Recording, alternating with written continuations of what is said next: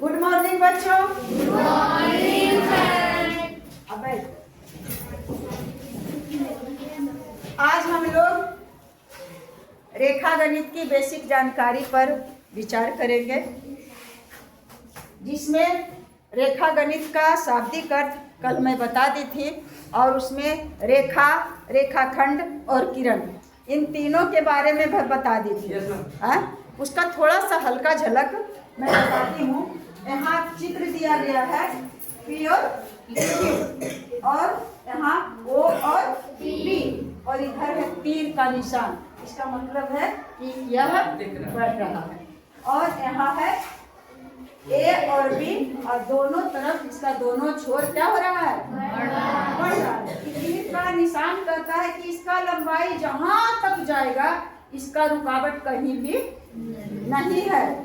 ये तीनों में यही अंतर है। तीनों को लग रहा है एक ही तरह का, लेकिन तीनों का नाम अलग, तीनों का विशेषताएं अलग, तीनों का काम अलग, तीनों का अलग अलग है। यह जो चित्र एक में तुम देख रहा है, यहाँ एक बिंदु इधर यहाँ से शुरू हुआ और यहाँ जाकर के क्या हो गया? लास्ट हो गया, खत्म हो गया। तो शुरू हुआ इस बिंदु का नाम है बी बिंदु और अंत जो हुआ इस बिंदु का नाम है क्यू बिंदु। तो जिसका दो अंत बिंदु होता है। सबसे पहले नंबर तो रेखा। रेखा के नाम से ही समझ में आ रहा होगा कि रेखा किसे कहते हैं। रेखा में ना तो चौड़ाई होता है ना तो मोटाई होता है, सिर्फ लंबाई होता है। तो रेखा ये भी है, ये भी है और ये भी है रेखा। लेकिन रेखा नहीं कह सकते हैं तीनों को, तीनों में अंतर है बच्चा। यह जो है यह सीमित है, रेखा का खंड है, रेखा का टुकड़ा है जो P और Q। P प्रारंभिक बिंदु है और Q लास्ट बिंदु है। तो रेखाखंड जिसे कहते हैं रेखाखंड, जिस रेखा का दो अंत बिंदु होते हैं। दो अंत बिंदु है ना, भी और लास्ट भी। इसको फीता लगा करके माप लेंगे और जितना उसका लंबाई होगा बस निश्चित है कि वह क्या है? रेखाखंड है। और दूसरा में है कि यह जो A और B दर्शा दिए हैं, तो यहाँ से A और B तो रेखाखंड है। क्या है? A और B निश्चित है, यहाँ से यहाँ तक नाप दिए क्या है? रेखाखंड। और रेखाखंड यदि दोनों छोर असीमित तक बढ़ाया जाता है तो उसको कहते हैं रेखा। रेखा। यह दोनों छोर बढ़ा, यहाँ लास्ट नहीं हो गया, इससे टूट करके आगे बता रहा है यह निशान कि आगे तक बढ़ेगा और इधर भी बढ़ेगा।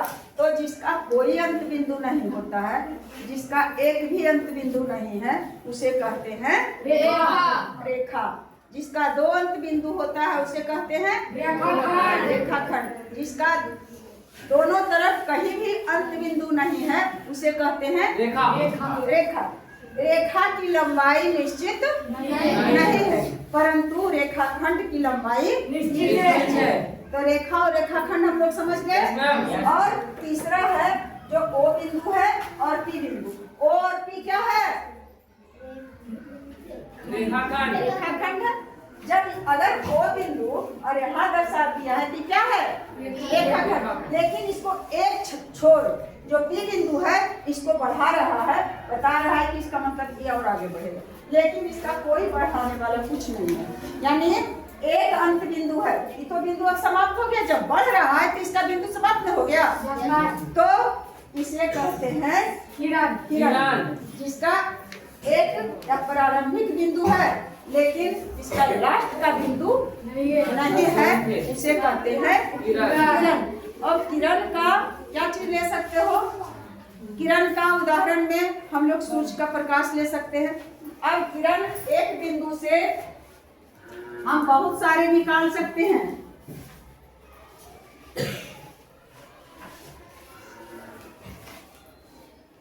किरण बिंदु एक है लेकिन इससे सहस्रों निकल रहा है ना। जैसे टॉर्च है, टॉर्च का बल्ब इतना बड़ा रहता है और उस बल्ब को जब जलाते हैं तो बल्ब तो इतना, लेकिन उसका रोशनी जहाँ तक जाता है एकदम सीधा उस बोलबे के सामने जाता है, इधर भी इधर भी इधर भी जाता है ना हो। तो बिंदु एक है, लेकिन उससे अनेक किरण निकल सकते हैं, अनगिनत किरण। एक बिंदु से कितने किरण निकल सकते हैं? अनगिनत। लेकिन अब हम लोग तीनों चीज समझ गए। क्या क्या समझ गए? रेखाखंड, रेखा और किरण, तीनों समझ गए। हाथ उठाओ तो। इसका मतलब है कि हम आधा अधूरा समझे। अगर समझ गए तो ऐसे उठा देंगे। अब गिराओ। बस है क्या कि जिसका दो वैसी रेखाएं जिसका दो अंत बिंदु होता है, शुरू और लास्ट का अंत बिंदु, वो है रेखाखंड। जिसका एक अंत बिंदु होता है, एक तरफ असीमित तक बढ़ाया जा सकता है, उसे कहते हैं किरण। और जरूरी नहीं है कि इधर बढ़ाया जाए और इधर, ऐसे अगर है तो क्या है? किरण है। चाहे किसी छोर में अगर ऐसे है तो इसका मतलब ये अंत बिंदु हुआ, इसका मतलब ये अंत बिंदु हुआ, तो यह क्या है? किरण। तब किरण समझ गए कि जिसमें एक तरफ बढ़ाया जा सकता है और दूसरा तरफ उसका स्थान निश्चित है, जहाँ से शुरू हुआ है वहां से। और यह जो रेखा है, रेखा है जो असीमित दोनों छोर बढ़ाया जाता है। तब हम लोग समझ गए रेखा, रेखाखंड और किरण। अब हम लोग एकदम शुरुआत का है। अब देखो इसमें दिया है कि यह जो तीनों चित्र दिया है उसमें एक किरण है, एक रेखाखंड है और एक